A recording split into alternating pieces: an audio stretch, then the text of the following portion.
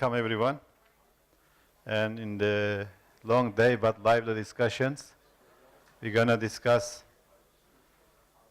the United States and Turkey in the Middle East, managing conflict and forging cooperation. And سنناقش العلاقات التركية الامريكية ويعني ما هي الايجابيات والادوات القوة والضعف والامكانيات وايضا ممكن تحديات. Dr. Ashraf, how long we have? We stick on the Dr. Ashraf 4:30, bir buçuk saat. Okay. We have hour and nus. Let's use 1 hour for the presentations and maybe half an hour for discussion. So we have about 12 to 15 minutes for each. So we start with the way it is in the program. Mr. Michael Steele, former chairman of the Republican Party, political commentator also on MSNBC. The floor is yours. Thanks.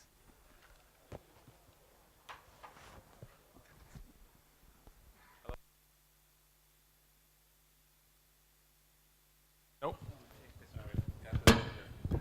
There it is, and there it is. Well, thank you very much. It is a real pleasure for me to be here with you this afternoon to talk about something that I think is very fascinating to watch, not just from the standpoint of the academic and the political, but the real organic nature of what's going on here in the Middle East, and how the roles are changing, how nation states are emerging and re-emerging, as the new realities I think begin to set in. And particularly, what does that mean? A lot of what we've heard today, I think, leads us appropriately to this point in the conversation. We've heard how, Turkey and the United States, other nation states in the Middle East have interacted with each other, are interacting with each other.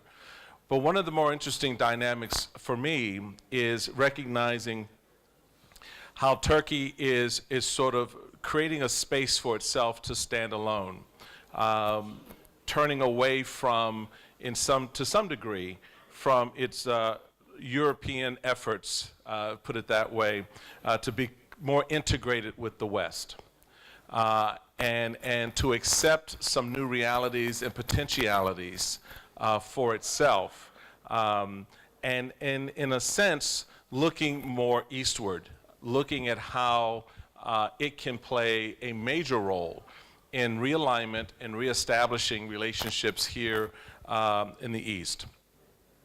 It could be, as time evolves, and likely will be, a major economic, political power in the region, which will have, I think, not just short-term, but long-term impacts on how everybody sort of plays with each other, to put it that way. It has the larger economy. It has a more sophisticated technological base from which to work. It has a stronger military.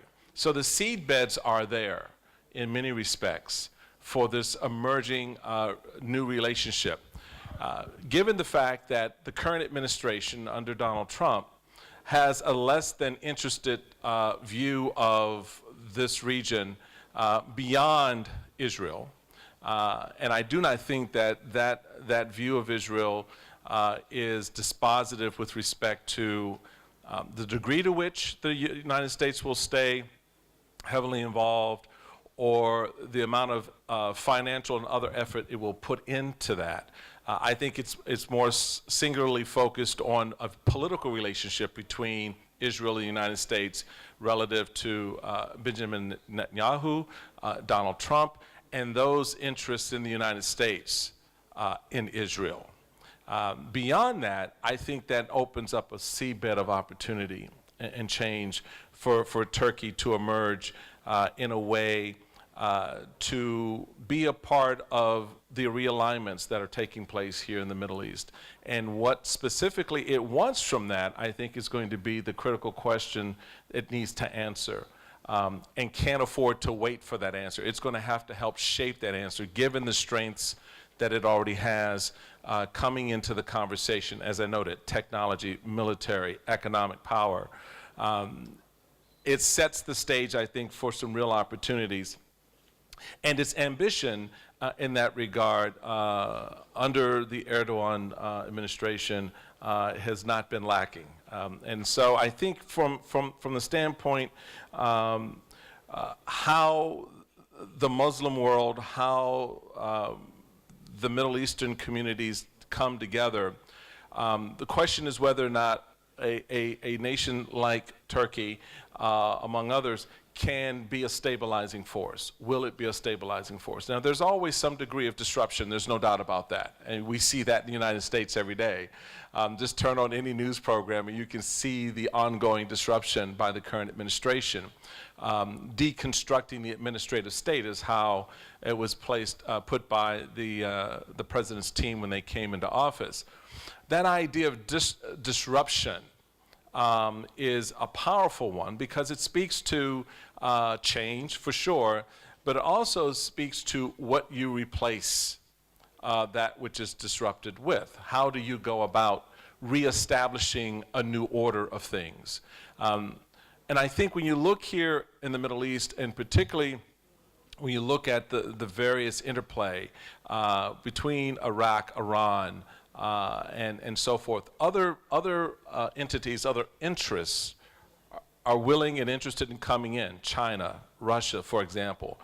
But it'll be the boots on the ground, the folks who are already here, who I think have the greatest advantage. And one of those, obviously, will be Turkey in that regard. So I think that the opportunity is ripe for a new conversation, generationally, obviously, certainly in terms of the political shifts. You have places like Syria that are embattled for a whole host of reasons. You have suspicions of nations like Iran for good reason. So you still have this unsettled nature that's part and parcel of what we see being played out here. So the idea of coming in as a disruptor to sort of break up the old way of thinking and looking at some of the long-worn problems becomes a very good opportunity for Turkey, for example, to come in and to reestablish that order and to bring about the kind of disruption that leads to future progress. Now, disruption also has a very interesting twin brother known as destruction. And so in the process of disruption, you need to be sure that you're not destroying that which you're trying to build. And that's where these long-held relationships become very important to look at, the interplay, and how the partners here in the Middle East begin to look at an emerging Turkey and go, that's okay, that's good, we can support you, we can follow you, you have the right instincts. And that's always very difficult and tricky to do. But I think of all the players on the block, Turkey is probably best suited to begin that conversation here in the Middle East, particularly as the U.S. role begins to recede to some degree. And that's not just a matter of pulling out militarily, but just having the level of stake that the U.S. has had in the past. I think we will see very, very different. The United States and Turkey, particularly, while the relationship may have started off a little bit rocky, has improved, and I think there's going to be a greater degree of trust by this administration to rely on Turkey to sort of play that role and to fill that role that gives, again, under Trump's thinking, the administration a reason to sort of dial back its role in its relationship. So I'm excited to see how this plays out. I'm excited because it all sort of comes together. Today's conversation really comes down to this moment where you have before our eyes a Turkey, a nation that has stood in the shadows for many, many years, emerging on its own, emerging in space, and claiming some ground, and whether it can hold that ground, whether others will allow it to hold it, whether others will follow, that's going to be, I think, one of the emerging challenges over the next 2 to 5 years.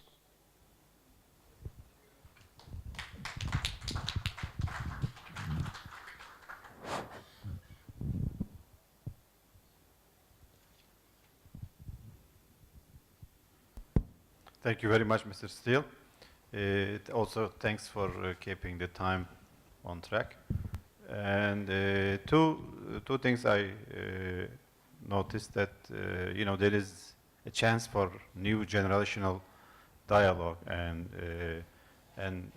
with the many challenges in the region, I think two countries should sit together and talk more on concrete issues, and there is a lot of space for cooperation than maybe conflict. One thing I think we should consider that old Turkey, in a way, kind of invisible Turkey or weak Turkey economically, politically, or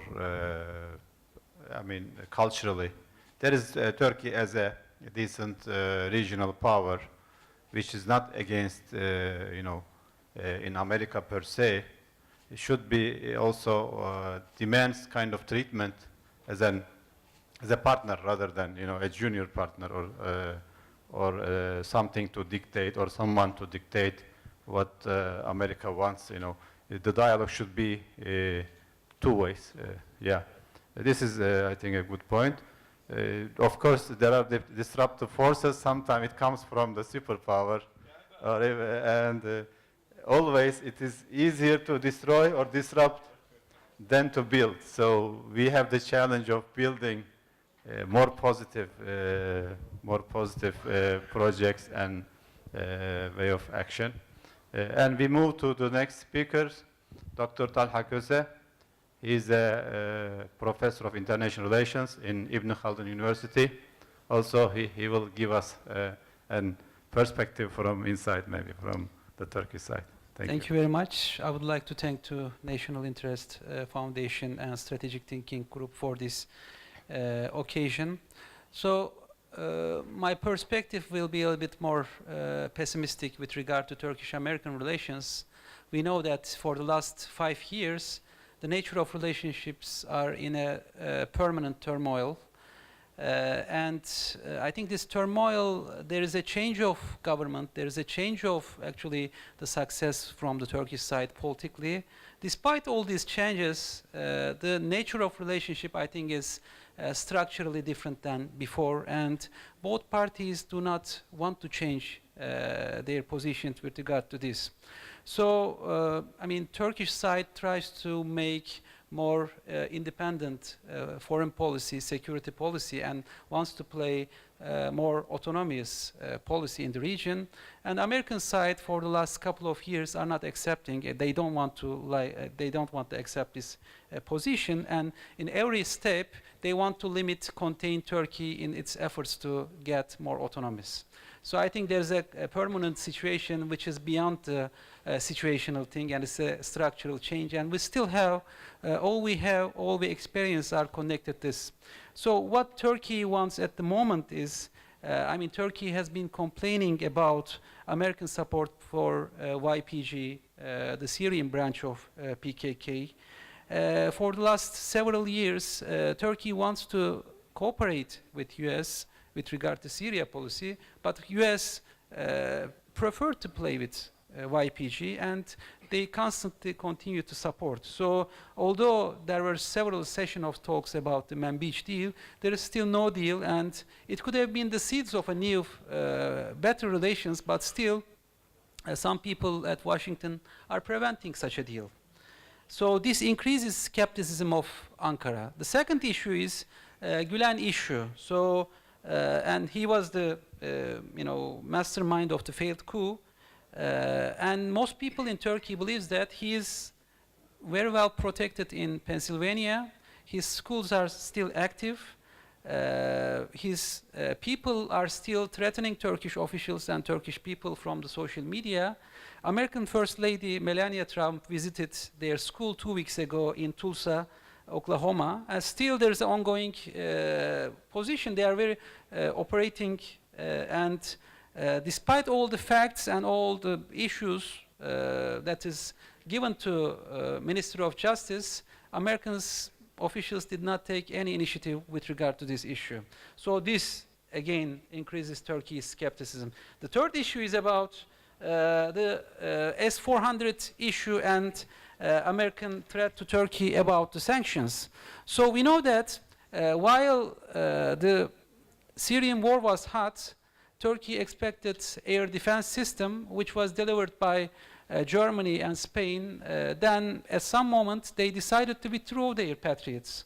So this was a turning point in Turkey, because at such a moment where Assad was using chemical weapons against its citizens, Turkey's NATO allies withdrew. So Turkey wanted air defense system from US, sent a letter. So for 18 months, Ankara didn't get an answer. So no offer, no counter offer. So at some point, at the moment, Turkey decided to talk to Russia, and Russians approached very positively, and Turkey decided to work for S-400s. So, and I think some people in Washington followed this. I mean, they know that the S-400 was coming, but they decided to corner Turkey with this. So once Turkey reached a deal, it was coming close to delivery, some people increased their efforts to corner Turkey in the S-400 thing.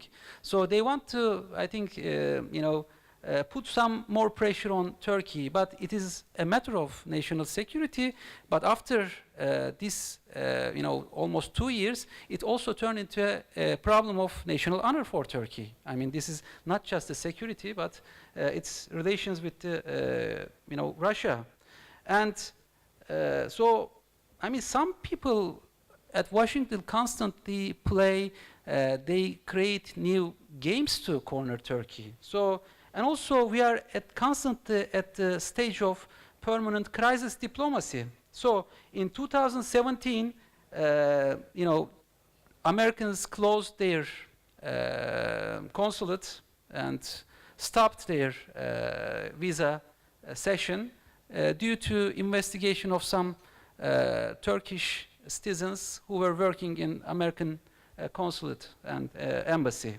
So this created tension. Then it was resolved. Next summer, this Brunson issue. So he was in prison for months, but they brought the Brunson issue. Mike Pence and the president brought a major issue. They attacked Turkey economically with this.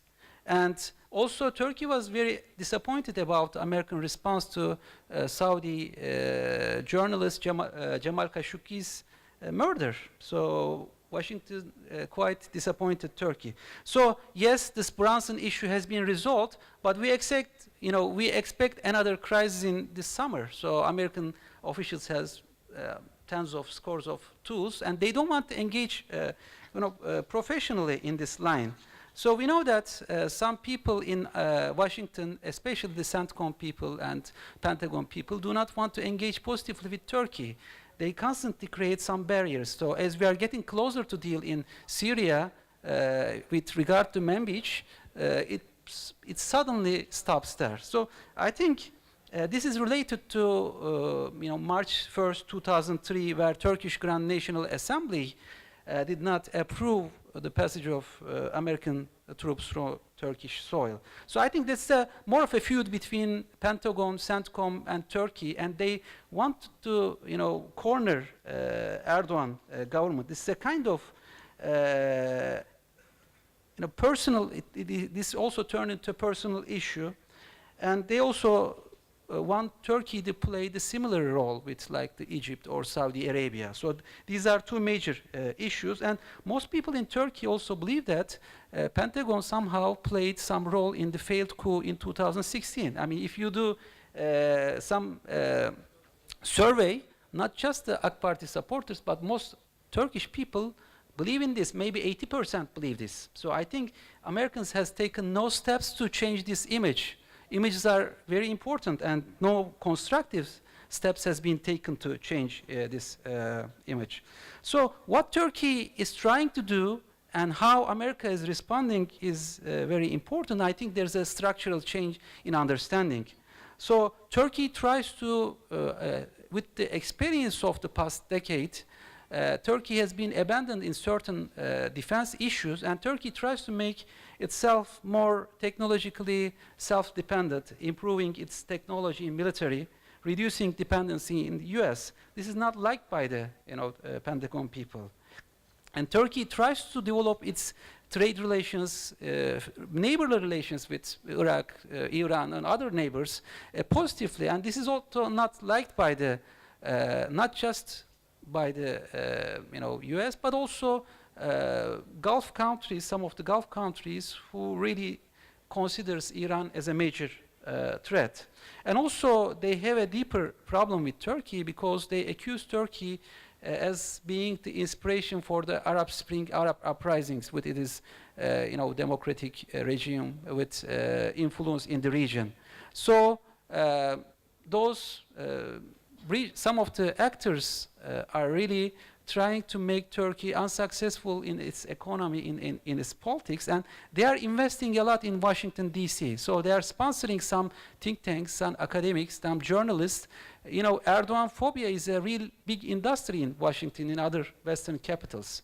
They have huge investments, and they try to, we know that there's a lavish industry there. So they work, I mean, they have good lobbies in Washington, D.C. So this is also another big issue. So especially the status quo powers or counter-revolutionary, counter-Arab Spring powers is also playing very strongly in Washington and other places. But I think Turkey is quite committed to play more independent, autonomous foreign policy. We know that it is costly. In the last 6 years, Turkey has faced so many problems with the US, but also the alternative, playing like Egypt, playing like Saudi Arabia, is unacceptable for Turkey. Most people think that this is related to Erdogan, but this is not just related to Erdogan. I think this is we have to understand that this is a national policy, and most officials in Turkey are also have consensus on this. So by weakening the Erdogan, it will not change the thing. So I think there are certain issues. We know that this Trump administration is very much focused on Israel and the peace of the century, according to their definition, and further polarization of the region along Iran and its against. And these policies are not compatible with Turkey's long-term interests. Turkey does not want a new Cold War-style structure division in the region and wants to reintegrate in the region, and some actors are happy about that. I think there are certain neutral actors that would be supporting this. So we know that Kuwait, Oman, Iraq, Libya, probably Iran would be more neutral in these terms, but some others really tried Turkey to play a much different role. I think this is also very important. So Turkey doesn't want Cold War-style division in the region. I mean, the cooperation in the region is more important, but it doesn't serve to certain regimes in the region. So we know that we still expect some new crisis. I mean, we have to take Turkish-American relations from permanent crisis management to confidence-building measures. So there can be really concrete steps on this, especially the Manbij deal, the handling of the S-400 issue, or dealing with the FETÖ and Gulen people. So I mean, there can be really clear positive steps that can be taken in Turkish-American relations, but the relations are moving in the reverse direction. So we know that we constantly see these crises, and there is a potential for further crisis if Turkey tries to really play this autonomous role. I think there should be new grand bargaining, new grand agreement between the two actors to move forward, but we don't see too much of a sign of this at the moment. Thank you very much.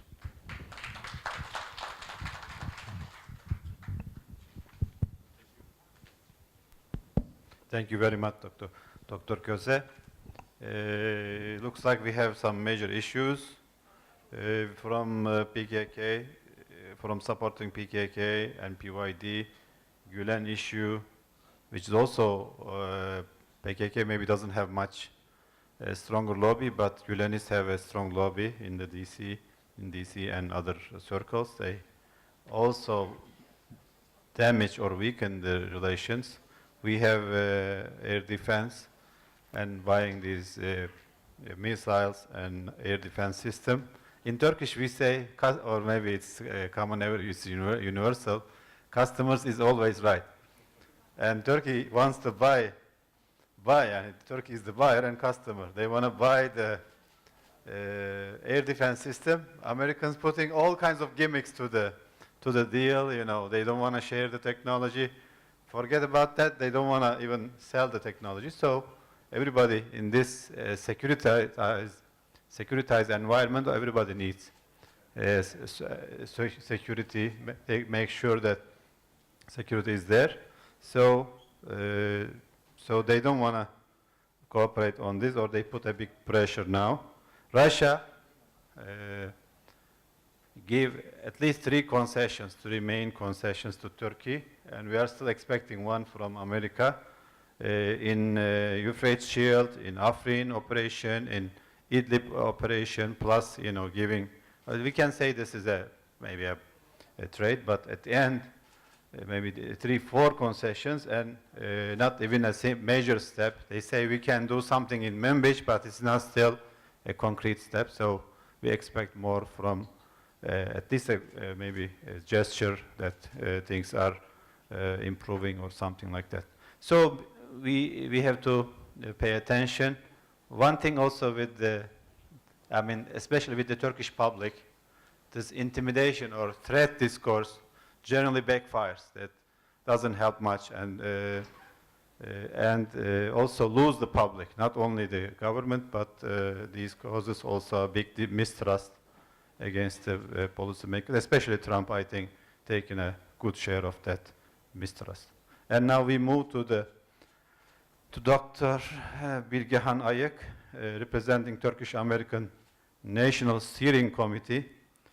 I hope that the ideas and the findings and suggestions can steer the relations to a better situation.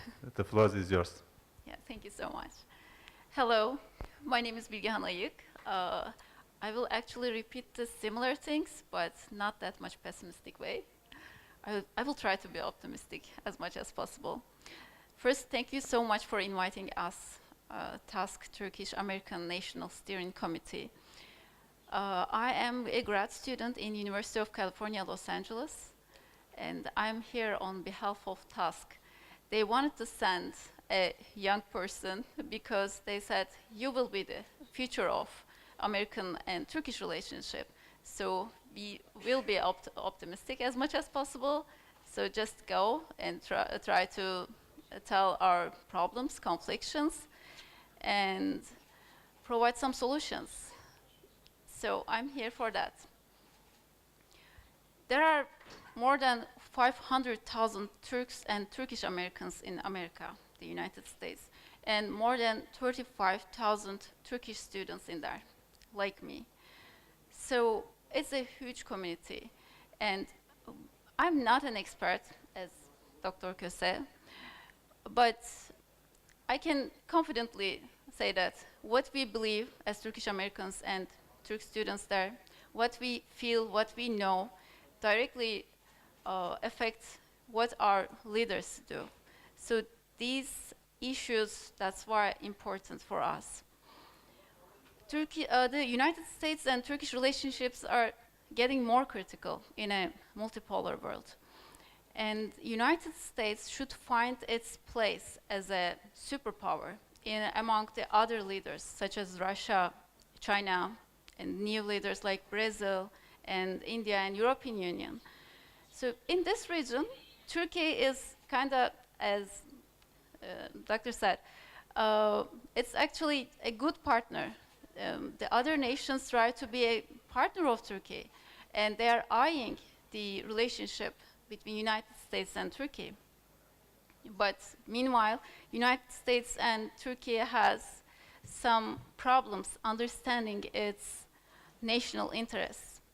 I guess United States doesn't understand how existential these interests, these problems for us, for Turkey, and for Turkish Americans, because we are directly affected last year's visa problem and this summer's the economical problem, the restriction problem. So I will try to mention that, those existential interests. The first one is the most recent one, the ballistic missile defense requirements and the S-400s. You know, for all countries, the national security system is the most important thing. That's why we ask, firstly, to America, we need this defense system while we are trying to develop our defense system. We are trying, and we will do soon, but for now, we need to purchase it from somewhere. If America is our ally, if it doesn't sell us, so what would we do? Of course, we have to tell someone else, as Russia. So we want that. It should be understandable for us, for United States, to buy this S-400 defense system.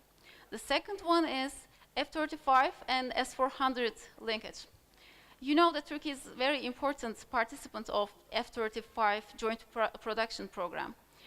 However, the United States intelligence system, intelligence department and defense department think that it can be dangerous for them to be in the same hand of F-35 system technology and S-400 technology. Actually, they are, that's why they don't want S-400 buying from Turkey. So for this, our Turkish general staff invited Pentagon, and we want they accept this invitation. They invited them several times, and we want to open these communication channels. The third issue is several times, actually, it's mentioned, PKK-YPG relationship. PKK is the cause of deaths of more than 40,000 Turkish citizens. So, and it's in United States and also for United Nations, it's accepted as terrorists. So we are clear with that. And when we look at the United Nations Intelligence Service reports, they say that YPG is the affiliate of the PKK in Syria. So we are asking, why are you supporting this terrorist group in Syria? Is it nice thing to support one terrorist group to fight for another terrorist group? We are strong enough to fight with ISIS, and yesterday Trump, he said there is no land in ISIS hands now. So we are asking them, we are your allies, so why are you supporting this terrorist group against us? Yeah, the fourth issue is, as Dr. Köse said, the extradition of Fethullah Gülen. After 11th of September, we directly give what they want, who are the suspects of this 11th of September, without questioning. But now, we provide all evidences about Fethullah Gülen. And we said that he is the reason of, he is the cause of the death of more than 200 people in our country, and thousands of injuries. But they are not giving us. Instead of giving, like, okay, we accept, okay, judge him. So try to put some warnings on his schools or something. But no, he's living in very luxury life in Pennsylvania. And so it is, again, another question mark for us. Who are you supporting? Us, your friends, your ally, or the terrorists? There is no my terrorist or your terrorist. If we are ally, so the terrorist is terrorist, even if we are not ally. Like, the understanding the terror is important at that point. And I guess we understand how Mr. Trump sees terrorism after New Zealand. So the other issue that I want to mention, US Department's travel advisory. This department says that Turkey is unsafe country. That's why when Americans go there, they should be careful about it. It's actually inaccurate and unfair. That's why we invited some colleagues, some universities representatives from Maryland to show our country. And after seeing our country, how safe it is for those students and faculty members, they signed some agreements for exchange students and faculties. We hope that the number of these agreements will increase, but with our efforts, we should effort for this. The other issue, it's not mentioned, but in California, I'm always having this problem, the Armenian reconciliation. TASK is Turkish American Society, working really hard and successfully to make sure that Holocaust and genocide education is not diluted or diminished by Armenian allegation of genocide. You know, the United Nations, United States of Supreme Court of United States and European Union Human Rights Court admit that there is not enough proof. It's not proven case, the Armenian case, as a genocide. So we have to be careful about it, to use the words, because, and we also admit that there should be a historical commission to reveal the details, what happened in 1915. We supported as Turkey and also Turkish Americans, but Armenia didn't accept this.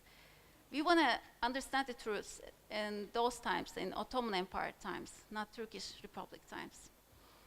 The last issue that I want to mention, actually it's not directly related to America-Turkish relationship, but it's about Annan Plan, that's why I want to talk about it. The island of Cyprus. The United States, Cyprus, the United States, European Union, Turkey, and Turkish people in northern Cyprus followed the Annan Plan, but South Cyprus overwhelmingly opposed and defeated it. And now we are saying that they should respect this decision, or alternatively, we believe that Turkish Cypriots deserve their own government to be recognized by globally. So I should conclude with sincerely, I'm a student in America and I have a home there. And also I have a home here. I have two homes. I have American friends there. They're my new family. And when I think the other Turkish American people, they have two citizenship and they have two homes too. We want only peace in these two homes. We don't want any more conflicts or something, because this is, I guess, first time a government targets people of other country. Last year in visa problem, economic problem. It's really, I don't have enough words, but I want to say just unbelievable. Maybe to decrease to communication between us, maybe we should collaborate with more American people to people, not government to government, because it looks like governments doesn't do this well. Yeah, thank you. That's all. Thank you, Dr. Bilgehan Ayık, and I hope this can steer us forward. And in the meantime, if you have questions, you can also send us on the paper, by sending paper in a written format to save time. And we have also Dr. Ali Bekir. He is our new addition to our Orsam Center in Ankara, and he's also following the region very well. And we get maybe from a Middle Eastern perspective also to the Turkish-American relations. The floor is yours. شكرا سيد الرئيس. الشكر أيضا موصول لمنظمي الجلسة وهذه الندوة الجميلة. حقيقة الأمر أنا سأتطرق في مداخلتي إلى زاوية أخرى مختلفة عن ما تناوله الأصدقاء، وأحاول قدر الإمكان أن أجعلها مختصرة بما أنني أرى الحضور قد تعب قليلا. سأبدأ حقيقة من خلال، طبعا استمعنا إلى عدد من النقاط الخلافية في ملف العلاقات الأمريكية التركية. إذا ما أردنا أن نحصي هذه الخلافات سنجد أن هناك أكثر من 10 ملفات رئيسية تختلف تركيا عليها مع الولايات المتحدة الأمريكية، وهي تتضمن طبعا العلاقات الثنائية، العلاقات المتعددة الأطراف، وأيضا السياسات الإقليمية. هذا العدد الكبير من الملفات الخلافية هو مؤشر على وجود فجوة عميقة في العلاقات الأمريكية التركية بين ما يجب أن تكون عليه هذه العلاقات وبين ما هو قائم عليه الوضع اليوم. كما في أي علاقات ثنائية طبعا الأخطاء لا تأتي من طرف واحد، لكن في هذه الحالة بالتحديد وخلال السنوات الماضية بدأنا نسمع بشكل متزايد من الإدارات الأمريكية ومن شريحة واسعة من النخب الأمريكية أيضا انتقادات شديدة اللهجة لتركيا تحمل الجانب التركي المسؤولية عن تدهور العلاقات الأمريكية التركية، خاصة فيما يتعلق بالتقارب الحاصل مع روسيا والتقارب الحاصل مع إيران. وباعتقادي أن هذه نقطة حقيقة غير دقيقة في أحسن الأحوال، وأن الإدارة الأمريكية أيضا تتحمل مسؤولية كبرى في تصحيح الأوضاع مع تركيا وإعادة العلاقات إلى مسارها الصحيح. الآن عندما نتحدث عن أسباب هذه المشاكل، وأنا لا أريد أن أتحدث بصفتي منتقدا للسياسة الأمريكية، وإنما كشخص عاش في 37 سنة الماضية في أماكن مختلفة من المنطقة، من بينها الخليج العربي، الكويت، بلاد الشام، في سوريا ولبنان، الأردن، وأيضا في تركيا، أحاول أن أنقل الانطباع السائد عن السياسة الأمريكية عندما يتم التحدث أو التخاطب بها من هذا المنطلق، من هذه المنطقة. باعتقادي هناك 3 مشاكل رئيسية هي سبب رئيسي في تدهور العلاقة مع تركيا. 2 منها لا يرتبطان فقط بإدارة الرئيس ترامب الحالية، وإنما هي امتداد لإدارات سابقة. المشكلة الأولى هي أن الإدارات الأمريكية وشريحة أيضا من النخب الأمريكية تعتقد أن الولايات المتحدة الأمريكية من القوة بمكان بما يؤهلها أن تتجاهل كليا وجهة نظر الحليف أو الشريك، وأن لا تأخذ بعين الاعتبار مصالحه.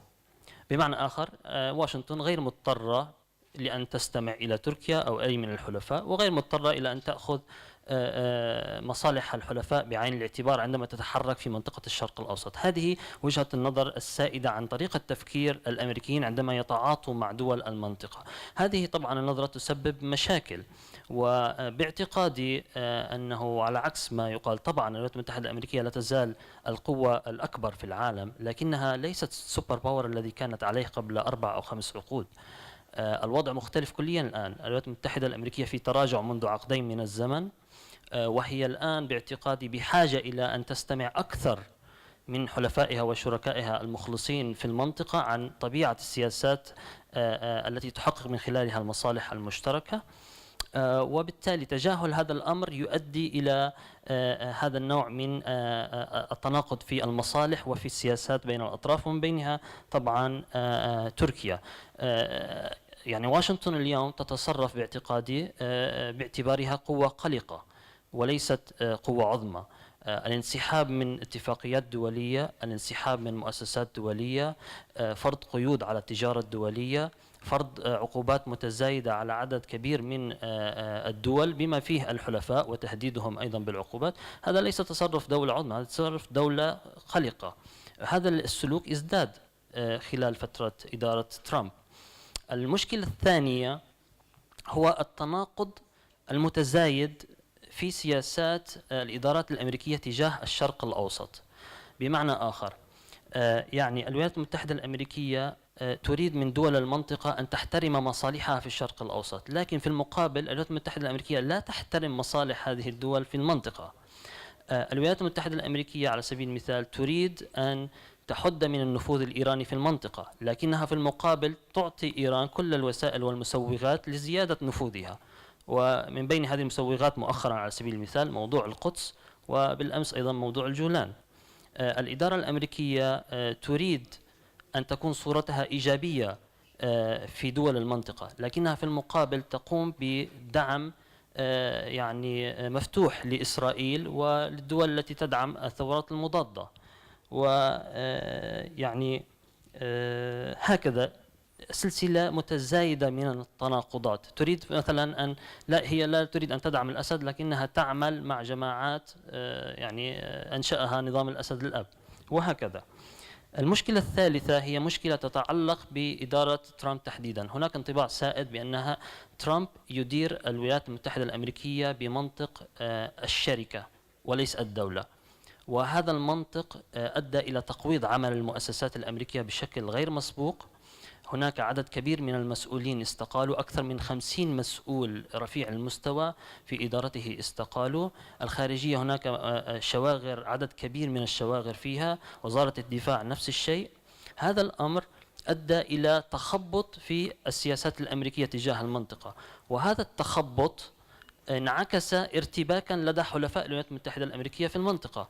نحن اليوم لا نعرف بالتحديد ماذا تريد الولايات المتحدة الأمريكية في أي موضوع من المواضيع. في موضوع سوريا ما هي السياسة الأمريكية المعتمدة، في موضوع العراق، في موضوع إيران، في الأزمة الخليجية. دائما هناك تناقضات في هذا الموقف، بحيث أن السياسة الخارجية الأمريكية باتت تحدد من خلال تويتر ومن خلال تغريدات الرئيس، وهذا أيضا يعني يقوض عامل الثقة بالولايات المتحدة الأمريكية من قبل حلفائها وشركائها في المنطقة. طبعا نتيجة لهذه العوامل الثلاث بالتحديد، العلاقة بين واشنطن وأنقرة تدهورت خلال المرحلة الماضية بشكل لا يليق بتاريخ هذه العلاقات ولا بطبيعة التحالف بين البلدين الحليفين في حلف شمال الأطلسي. وحقيقة أن تركيا تعد واحدة من القوى الكبرى القليلة في المنطقة التي لا تزال قائمة، فهذا يحتم على الجانبين الأمريكي والتركي التعاون بما فيه مصالح الطرفين ومصالح المنطقة أيضا. يعني تقليديا كما هو معلوم في العالم العربي القوى الأساسية هي مصر والعراق وسوريا، وأيضا أضيف لها لاحقا المملكة العربية السعودية. اليوم هذه القوى خارج اللعبة، يعني مصر غير موجودة في اللعبة الإقليمية، العراق مدمر تماما وغير فاعل في اللعبة الإقليمية، سوريا كذلك الأمر، السعودية مشلولة. من يبقى من حلفاء الولايات المتحدة الأمريكية في المنطقة؟ لا يوجد إلا تركيا. نعم صحيح هناك على سبيل المثال من يقول أن إسرائيل، لكن إسرائيل أنا باعتقادي وباعتقاد شعوب المنطقة هي عبء على السياسة الأمريكية في منطقة الشرق الأوسط وليس داعما لها. يعني أيضا بعض الدول الصديقة والحليفة الولايات المتحدة الصغيرة الحجم في الخليج العربي أو في أماكن أخرى طبعا تلعب دور مهم في استقرار المنطقة أو بشكل معاكس، لكن في نهاية المطاف قدرات هذه الدول محدودة. هذه ليست دول كبرى، يعني لديها deficiencies، لديها يعني إعاقات لنقل، سواء على الصعيد السياسي أو على الصعيد العسكري أو إلى آخره، وبالتالي لا يمكن لهذه الدول أن تحل محل دول كبرى كتركيا. اليوم إذا أردنا أن نتحدث عن طبيعة هذا التعاون بين البلدين تركيا والولايات المتحدة الأمريكية، لا تستطيع الولايات المتحدة الأمريكية أن تضغط على سبيل المثال على نظام الأسد ليقوم بمفاوضات جادة ولربما يخرج مرحلة لاحقة من المشهد السياسي إلا بالتعاون مع تركيا. الولايات المتحدة الأمريكية لا تستطيع الحد من نفوذ إيران في المنطقة إلا إذا تعاونت مع تركيا. الباقي لا يستطيع أن يفيد الولايات المتحدة الأمريكية في هذا الجانب. الولايات المتحدة الأمريكية أيضا بحاجة إلى التعاون مع تركيا إذا ما أرادت محاربة الإرهاب، إذا ما أرادت الحفاظ على الاستقرار في الخليج العربي، إذا ما أرادت مخاطبة الشعوب العربية، وهذه نقطة مهمة. بالأمس قبل فترة وجيزة مركز دراسات أعتقد واشنطن سياسات الشرق الأدنى أجرد استطلاعا للرأي نشرته أيضا باللغة العربية صحيفة القبس الكويتية، أشار إلى أن حوالي 93% من الشعب الكويتي ينظر بسلبية إلى ترامب وإلى سياسة الولايات المتحدة الأمريكية، و65% ينظر بإيجابية إلى تركيا. هذا أنا باعتقادي مؤشر، هذه ليست حالة خاصة. إذا ما أجرينا نفس الاستطلاع على الدول العربية سنجد نفس النتيجة وإن كانت بتفاوت قليل. بالتالي على الولايات المتحدة الأمريكية أن تأخذ هذا المعطى بعين الاعتبار إذا ما أرادت التحرك بفعالية في منطقة الشرق الأوسط. لا أريد أن أطيل يعني كثيرا، هناك الكثير من النقاط يمكن الحديث عنها، لكن أنا أعتقد أن العلاقات الأمريكية التركية علاقات مهمة جدا للطرفين ولمنطقة الشرق الأوسط، وهي أهم من أن يتم إفشالها بمناكفات سياسية أو بنظرة قاصرة تكتيكية. الولايات المتحدة الأمريكية مؤخرا تفتقد إلى السياسات البعيدة المدى، هي تعمل على السياسات التكتيكية، وهذا يؤدي إلى أضرار جسيمة بمصالحها وأيضا بمصالح دول المنطقة، ويفيد بالتالي المنافسين الإقليميين والدوليين كإيران وروسيا. إذا ما أرادت الولايات المتحدة الأمريكية أن تبتعد تركيا عن هذا المحور، عليها أن تقدم المزيد لتركيا، عليها أن تقوم بالتفاهم مع تركيا، وعليها أن تعمل بطريقة مشتركة، وإلا الجانب التركي ليس لديه بدائل إلا باتجاه الآخر. هل يمكن احتواء هذه المشاكل الحاصلة بين الطرفين؟ نعم يمكن، لكن أنا يعني غير متفائل كثيرا بما تبقى من فترة إدارة ترامب. كما تعلمون خلال العام الأخير من أي إدارة أمريكية تصبح الإدارة في وضعية البطة العرجاء، وبالتالي لا يمكن اتخاذ قرارات حاسمة أو مصيرية في مواضيع شائكة، وهذا يعني أن المشاكل ربما مع الجانب التركي ستستمر، لكن من المهم احتوائها ومن المهم إبقاء الحوار قائما بين الطرفين. شكرا جزيلا.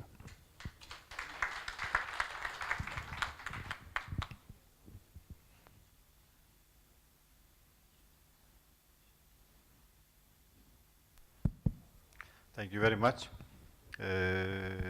Today, earlier, Mr. Senator said America tried to solve this, their problems in a rush, and especially I think with combining with what's said about the major problems, Trump tried to solve it in a rush or in like a drive-through system, which is not possible, and it's just like the UAE, MBS, and maybe somewhat Sisi or Egypt, just blow up in their hand in one event with the Khashoggi event, which is based on a wrong maybe basis. So a major strategy, major peace and stability in the region requires more people from the ground or more legitimate actions that's acceptable to the people of their nation. I thank all the speakers for keeping a good eye on time and being loyal to time limit. Now we have 2 written questions and also open to, this is, I think, can you pass this one to the end?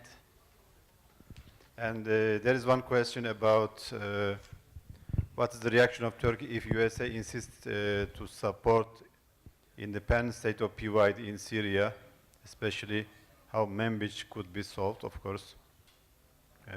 Anybody wants to answer to this one? Maybe Dr. Talha? Yes, go ahead.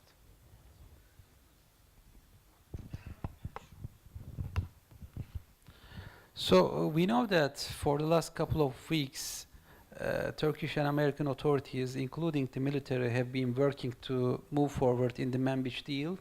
So it is not as pessimistic as maybe 2 months ago. But so far, no concrete breakthrough has been experienced. So I think still there's some level of patience, and I think it's coming to the threshold. So what we need to know is that there is consensus among Turkish people and Turkish officials and bureaucrats about dealing with the PYD threats and including the military means. So, which means that this will not be accepted. So the outcome may be if Turkey cannot handle this together with, US. So that's the best option. I think this will be better to work out with Russia or even including the Syrian regime. But this will not be accepted, even if the Syrian regime tries to do. I mean, unilateral military intervention, just seen in the Afrin case, can be an option. So, but just Turkey still keeps its patience about a diplomatic breakthrough. But I think PYD, an independent political entity, will not be tolerated. So that's the. I think we need more room to discuss maybe a little bit on Syria. If there is other comments, like I think reconstruction, you can continue on this one. Reconstruction of Syria and democratic transition. Turkey and US are in close and parallel positions on this, and you can pick up from there in the question. أوكي، شكرا. لدي سؤال هنا تقول بعض الأنباء بوجود تمثيل عسكري إماراتي وسعودي في الحسكة السورية تحت إمرة القوات الأمريكية. هل تتوقع أن تستدعي أمريكا قوات مصرية وخليجية إلى سوريا على حدود تركيا؟ وإذا رفضت تركيا الكيان الانفصالي PYD في سوريا؟ لا أعتقد شخصيا، يعني طبعا مع احترامي لكل الدول، لكن الإمارات والسعودية لديها مشكلة في الهيومن كاباسيتي، يعني ليس لديهم فائض قدرات عسكرية لكي يرسلوا يعني جنود إلى دول أخرى، خاصة إذا كان الأمر للقتال. نحن نعلم أن التحالف العربي يستعين بدول أخرى بسبب هذه المشكلة. بالتالي أنا أستبعد شخصيا هذا الأمر بسبب الموضوع العجز البشري في القدرات العسكرية. ربما يكون المقصود هو تمثيل إعطاء الشرعية لتواجد في شمال سوريا، لكن هذا الأمر إذا ما حصل سيتسبب بمشاكل كبيرة للعلاقة الأمريكية التركية على وجه التحديد. الجانب التركي واضح جدا بخصوص PYD، لا يمكن له على الإطلاق. هناك مسلمات في السياسة الخارجية التركية، واحدة منها من المسلمات القليلة هي موضوع PYD. لا يمكن للجانب التركي التسامح في هذا الموضوع على الإطلاق، وهو أثبت اليوم أنه يمتلك قدرات عسكرية لإيقاف مثل هذا المشروع، وحصل وأن تدخلت في سوريا بسبب هذا الأمر أيضا. في موضوع الانتقال السياسي ربما وإعادة الإعمار، أنا أعتقد أن هذا الموضوع موضوع شائك. هناك الآن نقاش حول هل يجب للمجتمع الدولي أن يشارك في عملية إعادة الإعمار. هناك معضلة، إذا ما شارك في عملية إعادة الإعمار فهذا سيعطي الشرعية للنظام السوري للاستمرار، وأيضا قد يستفيد منه بطرق أخرى، الأموال قد تذهب إليه وإلى آخره، واللاجئين لا يعودوا. وإذا لم يشارك المجتمع الدولي في عملية إعادة الإعمار فالأسد قد لا يكون متضررا بالضرورة. هو الآن نجح في إخراج حوالي نصف الشعب السوري من سوريا خلال هذه الحرب 8 سنوات الماضية، وحصل تغيير ديموغرافي كبير، وأحكم قبضته على منطقة دمشق. صحيح أنه توسع مؤخرا واستعاد بعض الأراضي مساعدة روسيا وإيران، لكن ليس لديه القدرة الكافية للإبقاء هذه المناطق تحت السيطرة على المستوى القصير والمتوسط. لذلك موضوع إعادة الإعمار هو موضوع شائك. باعتقادي المجتمع الدولي يجب أن يركز على العملية السياسية.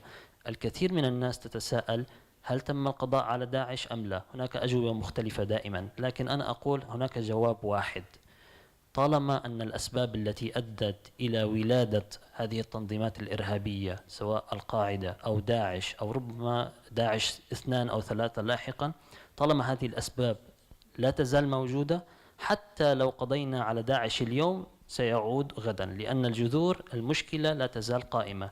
جذور المشكلة المتعلقة بالأنظمة التي خلقت هذا الإرهاب أو استفادت منه أو وظفته.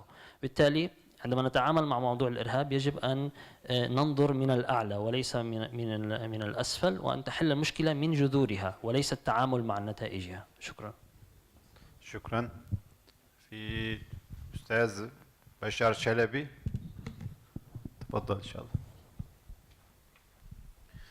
شكرا. تحية للمتحدثين الكرام. الجلسة السابقة كان العنوان إمكانية الحرب الأمريكية على إيران، والحمد لله. دقيقتين.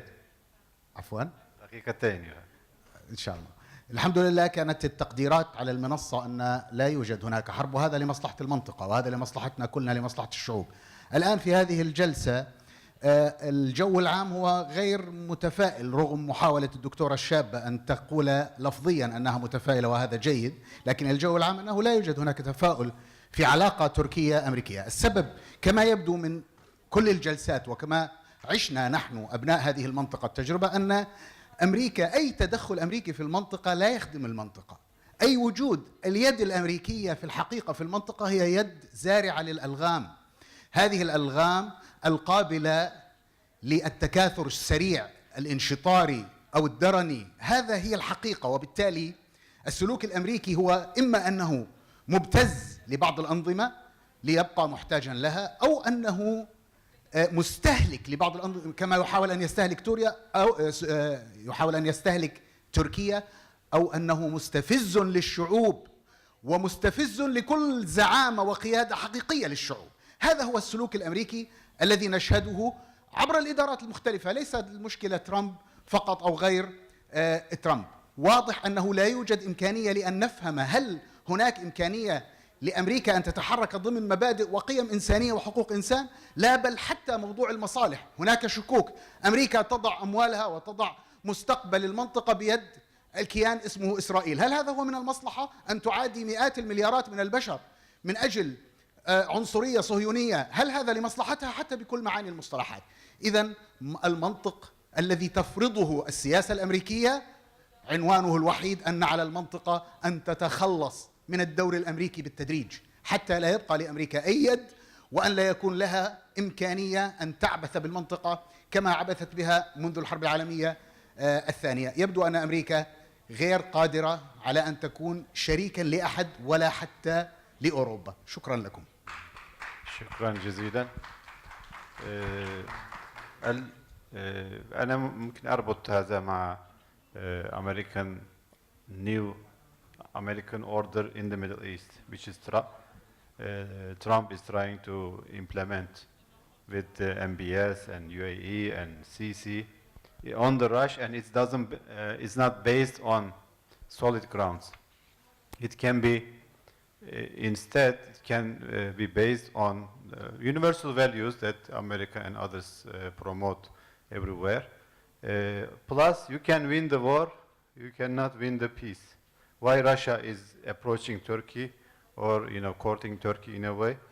Because they can win the war, but without legitimacy, without support, without some kind of acceptance. You can force power on people, you can destroy them, but at the end, to rebuild and to provide some kind of stability and continuation, you have to provide people with something. Otherwise, they can explode every now and then and cause big problem or cause to terror and other problems. So Russia looks like understood that better than America, and I think Americans can also understand because they have a bigger problem like China. As one of the senators also this morning said, like each president tried to focus on or try to switch to China, but I think some kind of, or maybe probably Israeli lobby or some regional interest, local narrow interest, keeps America from moving to the main issue. But it may be too late. Then, after 10, 20 years, America would say, please help us. What we're gonna do with China and stuff. But it might be too late for everybody. So, I think there is room for cooperation and dialogue and understanding and more constructive approach to that.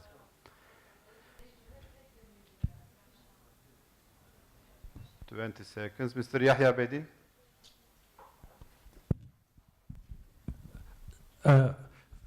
في المحاولة الانقلابية في 15 تموز خرجت طائرة من قاعة إنجرليك وزودت الطائرات الانقلابية بالوقود. هل اعترفت الحكومة الأمريكية بدورها في هذه المحاولة؟ شكرا. سؤال موجه إلى Yes, I can translate for you. And they says at the Incirlik base, there were some American planes that took off and also flew in the Turkish airspace. And did America admit this happened, or kind of you see any official admission on this American involvement? He says in the coup attempt against Turkey. Yes, you hear about that? In terms of what the U.S. did, no, I didn't. To be honest, I'm not familiar with what the U.S. did in that particular instance. I think the fact of the matter is, I mean, I do want to maybe try to end this on a more positive note. The point of what I was saying, and again, the question really goes to the heart of it, is Turkey is emerging in a new space. How it emerges, irrespective of the U.S. presence, Russia, China, other major players, is going to be largely determined by the Turkish people, Turkish government. And there is a vacuum that's being created. The U.S. role, and I think particularly if you see a second term by the president, by President Trump, will not be as engaged as we have been in the past. It will change. It is changing. I think you've heard that already. The geopolitical balance, the roles that these individual countries are playing with and among each other is changing. And I think the question going forward from a conference like this is, what does that role look like? How do we fulfill it? How do we stand out in it? And how do we protect our own sovereign interest? The U.S. seems, at least under the Trump administration, willing to create that space. And there are differences. There are obviously challenges. There have been times when the U.S., as I noted, between Trump and Erdogan have been at odds. But I think, at least my understanding, my reading of the administration is, going forward, there's less interest in actually expanding that U.S. role and presence, and a greater interest in sort of consolidating it, maybe to the military bases, maybe to particular interests, but beyond that, leaving the region to those who are in the region, and having you decide exactly what your fate will be. Thank you very much. I think this is all for today, and I hope it was a good, useful session, and I benefited myself a lot from the discussion. And thank you for listening, and thanks for the organizing both STG and the National Interest Foundation, and all the guests. You are all welcome here.